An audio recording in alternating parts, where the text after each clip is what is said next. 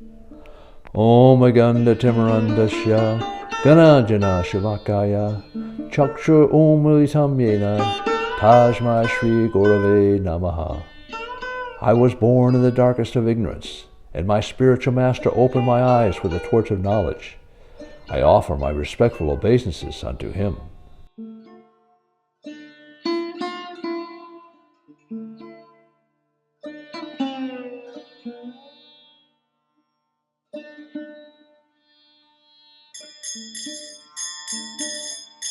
Krishna Kirtana Ganana Tanapano. Chapter 12. Devotional Service. Bhakti-yoga, pure devotional service to Krishna, is the highest and most expedient means for attaining pure love for Krishna, which is the highest end of spiritual existence. Those who follow the supreme path develop divine qualities. Text 1. Arjuna inquired, which is considered to be more perfect, those who properly engage in their devotional service, or those who worship the impersonal Brahman, the unmanifested? The Blessed Lord said, he whose mind is fixed on my personal form, always engaged in worshiping me with great transcendental faith, is considered to be the most perfect. But those who fully worship the unmanifested, that which lies beyond the perception of the senses, the all-pervading, inconceivable, fixed, and immovable, the impersonal conception of the absolute truth, by controlling the various senses and being equally disposed to everyone, such persons engaged in the welfare of all at last achieve me. For those whose minds are attached to the unmanifested, impersonal feature of the Supreme, advancement is very troublesome. To make progress in that discipline is always difficult for those who are embodied. For one who worships me, giving up all his activities unto me, and being devoted to me without deviation, engaged in devotional service, and always meditating upon me, who has fixed his mind upon me, O son of Pritha, for him I am the swift deliverer from the ocean of birth and death. Just fix your mind upon me, the Supreme Personality of Godhead, and engage all your intelligence in me. Thus you will live with me always, without a doubt. My dear Arjuna, O winner of wealth, if you cannot fix your mind upon me without deviation, then follow the regulated principles of Bhakti-yoga, and in this way you will develop a desire to attain me. If you cannot practice the regulations of Bhakti-yoga, then just try to work for me, because by working for me, you will come to the perfect stage. If, however, you are unable to work in this consciousness, then try to act giving up all the results of your work and try to be self-situated. If you cannot take to this practice, then engage yourself in the cultivation of knowledge. Better than knowledge, however, is meditation, and better than meditation is renunciation of the fruits of action. For by such renunciation, one can attain peace of mind. One who is not envious, but who is a kind friend to all living entities, who does not think himself the proprietor, who is free from false ego, and equal both in happiness and distress, who is always satisfied and engaged in devotional service with determination, and whose mind and intelligence are in agreement with me, he is very dear to me. He, for whom no one is put into difficulty, and who is not disturbed by anxiety, who is steady in happiness and distress, is very dear to me. A devotee who is not dependent on the ordinary course of activities, who is pure, expert, without cares, free from all pains, and who does not strive for some result, is very dear to me. One who neither grasps pleasure or grief, who neither laments nor desires, and who renounces both auspicious and inauspicious things, is very dear to me. One who is equal to friends and enemies, who is equiposed in honor and dishonor, heat and cold, happiness and distress, fame and infamy, who is always free from contamination, always silent and satisfied with anything, who doesn't care for any residence, who is fixed in knowledge and engaged in devotional service, is very dear to me. He who follows this imperishable path of devotional service and who completely engages himself with faith, making me the supreme goal, is very, very dear to me. Chapter 13. Nature, the enjoyer, and consciousness.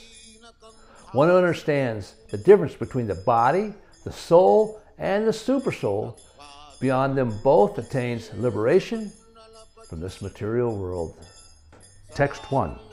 Arjuna said, "My dear Krishna, I wish to know about Prakriti, nature, Purusha, the enjoyer, and the field and the knower of the field, and of the knowledge and of the end of knowledge."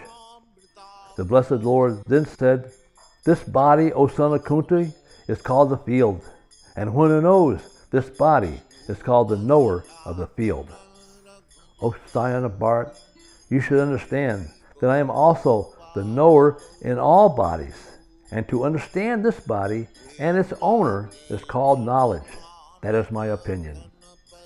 Now please hear my brief description of this field of activity and how it is constituted, what its changes are, whence it is produced, who that knower of the field of activities is, and what its influences are. That knowledge of the field of activities and of the knower of activities is described by various sages in various Vedic writings, especially in the Vedanta Sutra, and it is presented with all reasoning as to cause and effect.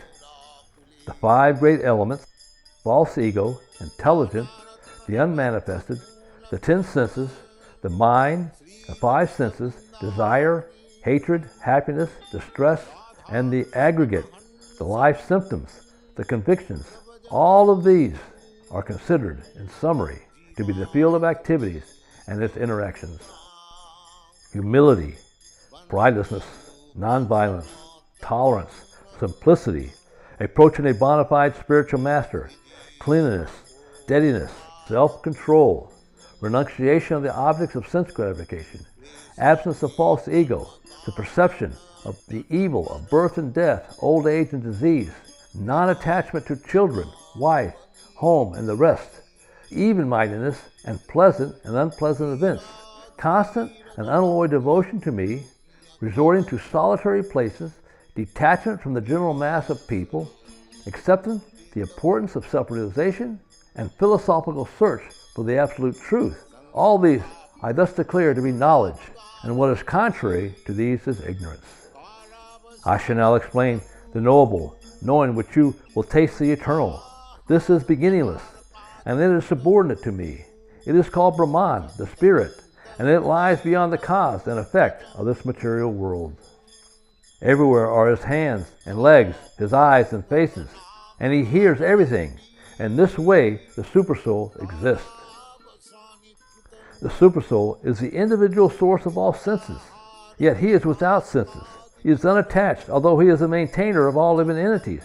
He transcends the modes of nature, and at the same time, he is the master of all the modes of material nature. The Supreme Truth exists both internally and externally, in the moving and unmoving. He is beyond the power of all material senses to see or to know. Although far, far away, he is also near to all. Although the Supersoul appears to be divided, he is never divided. He is situated as one. Although he is the maintainer of every living entity, it is to be understood that he devours and develops all. He is the source of light and all luminous objects. He is beyond the darkness of matter and the unmanifested. He is knowledge. He is the object of knowledge, and he is the goal of knowledge. He is situated in everyone's heart. Thus, the field of activities, the body, knowledge, and the knowable have been summarily described by me. Only my devotees can understand this thoroughly and thus attain to my nature. Material nature and the living entities should be understood to be beginningless. Their transformations and the modes of matter are products of material nature. Nature is said to be the cause of all material activities and effects, whereas the living entity is the cause of various sufferings and enjoyments in this world. The living entity in material nature thus follows the ways of life, enjoying the three modes of nature. This is due to his association with that material nature. Thus he meets with good and evil amongst various species. Yet in this body there is another, a transcendental enjoyer, who is the Lord, the Supreme Proprietor, who exists as the overseer and permitter, and who is known as the SuperSoul. One who understands this philosophy concerning material nature, the living entity, and the interaction of the modes of nature is sure to attain liberation. He will not take birth here again, regardless of his present position.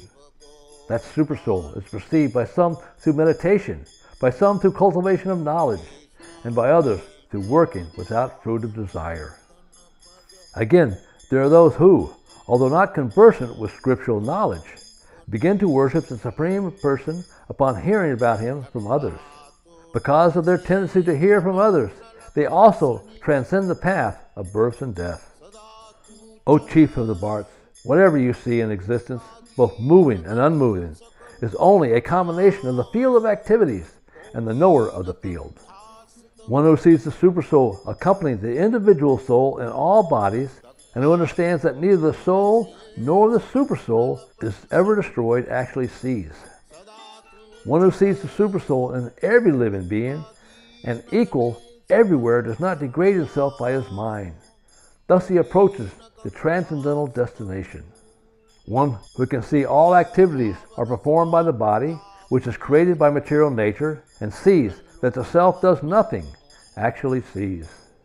When a sensible man ceases to see different identities which are due to the different material bodies, he attains to the Brahman conception. Thus he sees that beings are expanded everywhere. Those with vision of eternity can see that the soul is transcendental, eternal, and beyond the modes of nature. Despite contact with the material body, O Arjuna, the soul neither does anything nor is entangled. The sky, due to its subtle nature, does not mix with anything, although it is all-pervading. Similarly, the soul, situated in Brahman vision, does not mix with the body, although it is situated in that body. O son of Bharat, as the sun alone illuminates all the universe, so does the living entity, one within the body, illuminate the entire body by consciousness. One who knowingly sees this difference between the body and the owner of the body, and can understand the process of liberation from this bondage, also attains to the supreme goal. Chapter 14. The three modes of material nature.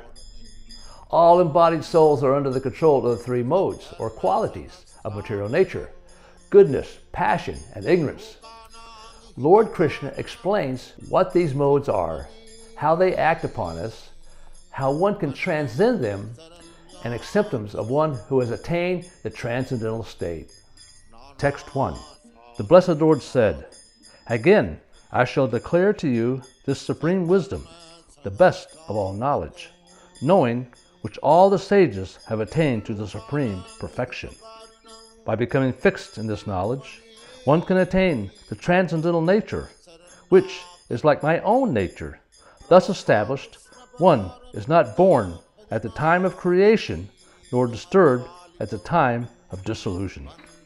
The total material substance, called Brahman, is a source of birth, and it is that Brahman that I impregnate, making possible the birth of all living beings, O son of Bharat.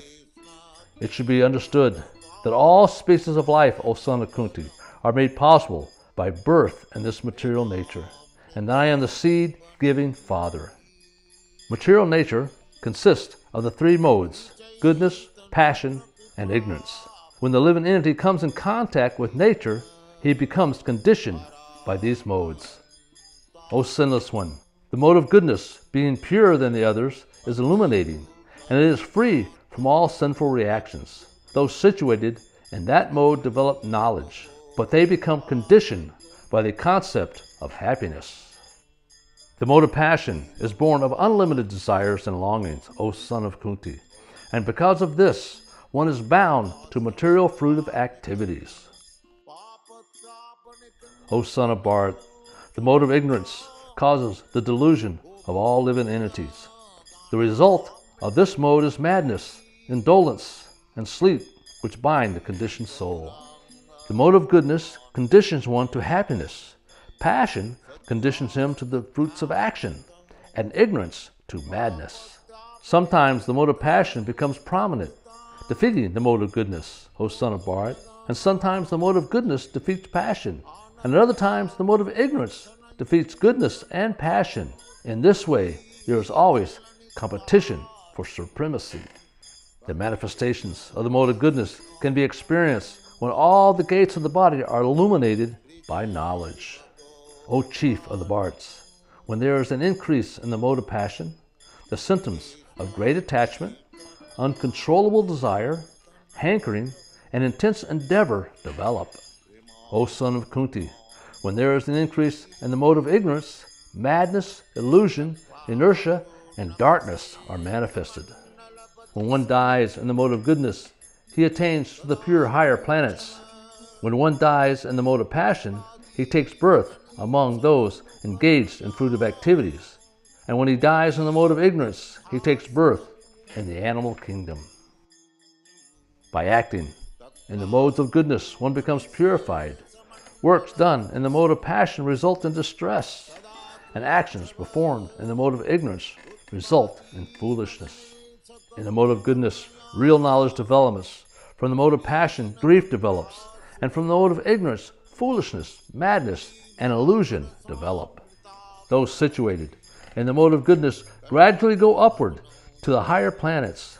Those in the mode of passion live on earthly planets, and those in the mode of ignorance go down to the hellish worlds. When you see that there is nothing beyond these modes of nature and all activities, and that the Supreme Lord is transcendental to all these modes, then you can know my supreme nature. When the embodied being is able to transcend these three modes, he can become free from birth, death, old age, and their distresses, and can enjoy nectar even in this life. Arjuna inquired, My dear Lord, by what symptoms is one known who is transcendental to these modes? What is his behavior? And how does he transcend the modes of nature? The Blessed Lord said, He who does not hate illumination, attachment, and delusion when they are present, nor longs for them when they disappear, who is seated like one unconcerned, being situated beyond these material reactions of the modes of nature, who remains firm, knowing that the modes alone are active, who regards alike pleasure and pain, and looks on a clod, a stone, and a piece of gold with an equal eye, who is wise and holds praise and blame to be the same, who is unchanged in honor and dishonor, who treats friend and foe alike, who has abandoned all fruitive undertakings, such a man is said to have transcended the modes of nature.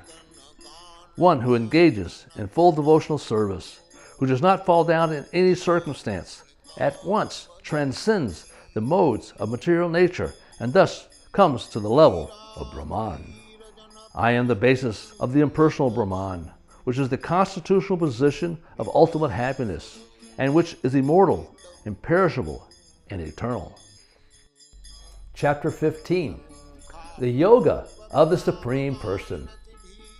The ultimate purpose of Vedic knowledge is to detach oneself from the entanglement of the material world and to understand Krishna as a supreme personality of Godhead.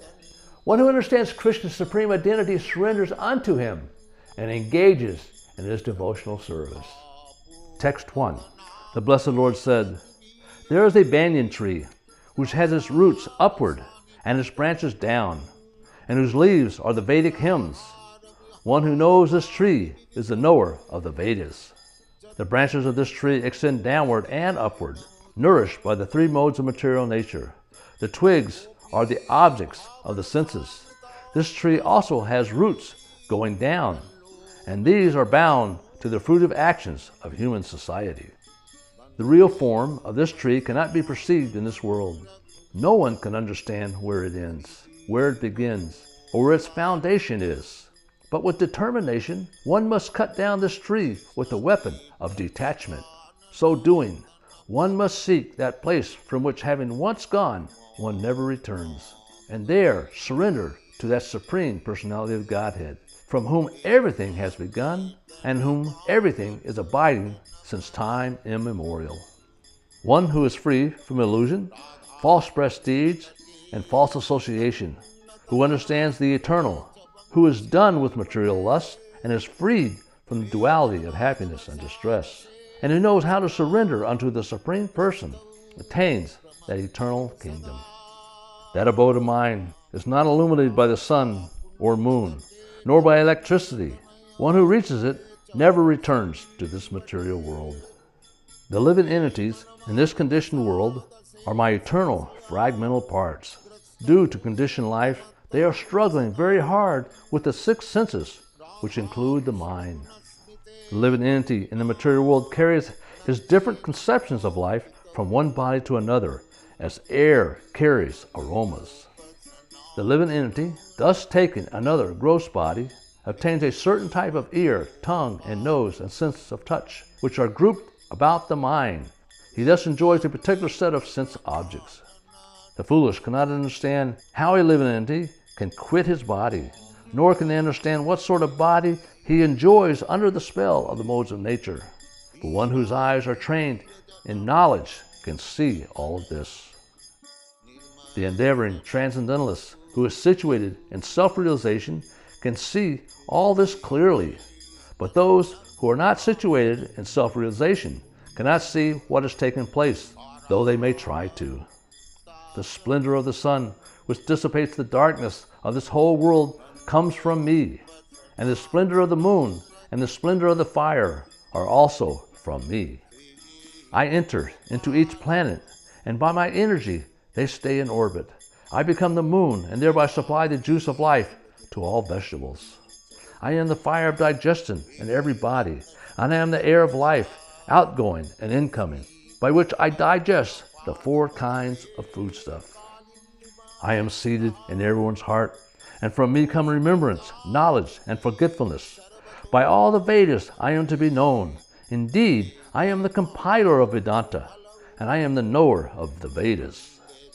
There are two classes of beings, the fallible and infallible. In the material world, every living entity is fallible. In the spiritual world, every living entity is infallible. Besides these two, there is the greatest living personality, the Lord Himself, who has entered into these worlds and is maintaining them. Because I am transcendental, beyond both the fallible and infallible, and because I am the greatest, I am celebrated both in the world and in the Vedas as that Supreme Person. Whoever knows me as the Supreme Personality of Godhead without doubting is to be understood as the knower of everything, and he therefore engages himself in full devotional service, O son of Bart. This is the most confidential part of the Vedic scriptures, O sinless one, and it is disclosed now by me. Whoever understands this will become wise, and his endeavors will know perfection. Sri Jiva Gopalaku Krishna Kirtana Ganana Tana Param Premam